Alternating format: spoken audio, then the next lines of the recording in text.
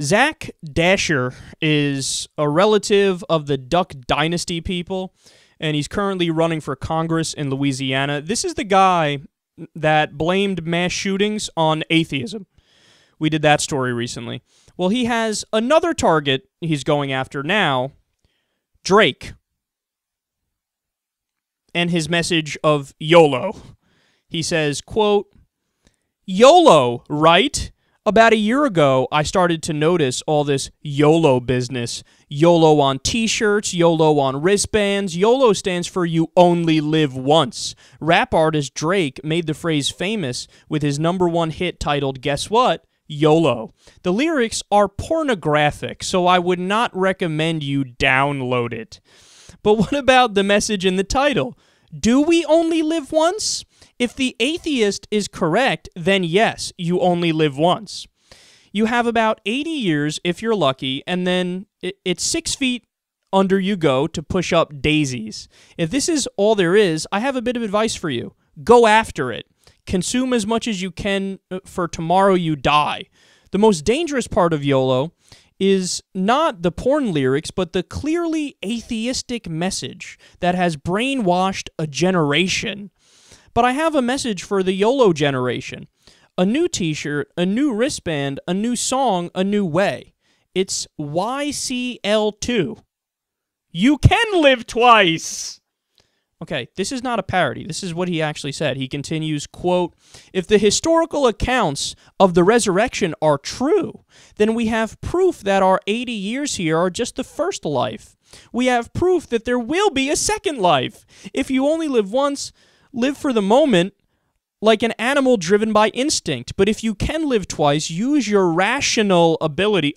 So funny, he's bringing rationality into this.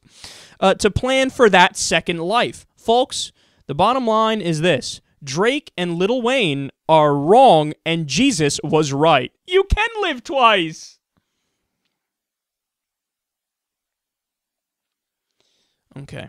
This honestly seems like a parody. It does. It does. But it's not. It's not. The guy actually said this. And, I mean, is it really surprising from the guy who blamed mass shootings on atheists? Okay.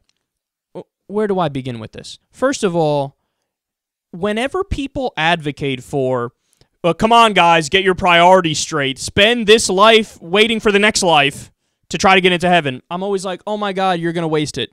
That's exactly what you're going to do. You just committed to wasting your life. Because they convince themselves that there is going to be a next life, and in order to get to the good place in the next life, I need to totally get rid of all things that one would deem pleasurable and happy in this life.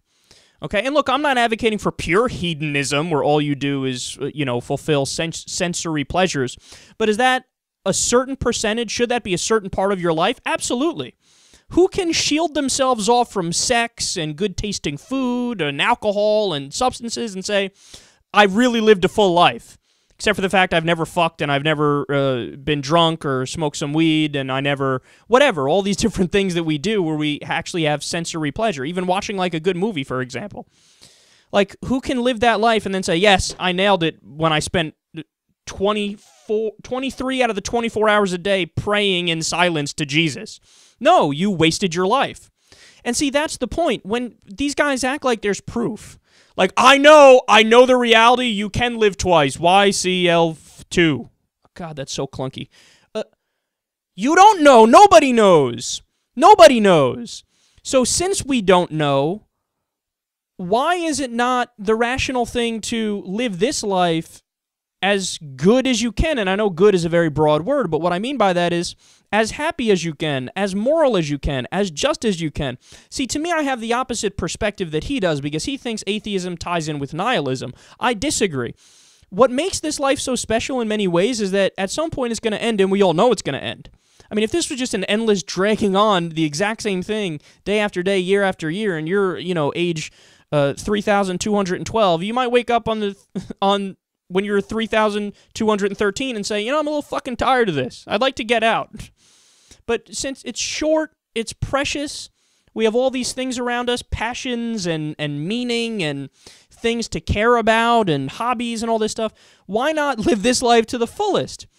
But he's actually mocking the idea of that, because that's what YOLO is. You only live once. It's the idea that, well, let's have some fun. Let's do our thing. Let's make it worthwhile while we're here. But he's like, no, don't you make it worthwhile while you're here. Don't ever do that. Just care about Jesus. The hippie white dude who actually isn't white because he's from the Middle East. He should be Middle Eastern. But that dude who's the God that isn't really a God, but we should worship him. How is this any different from Scientologists or Mormons or Hindus or Buddhists or Muslims or people who believe in the Greek gods or the Roman gods back in the day, people who believe in spirit gods, you know, who you can dance around a fire at night and sing a song and do a little witch doctor thing, and then all of a sudden they come out. This is no different than that. You're just wasting your time.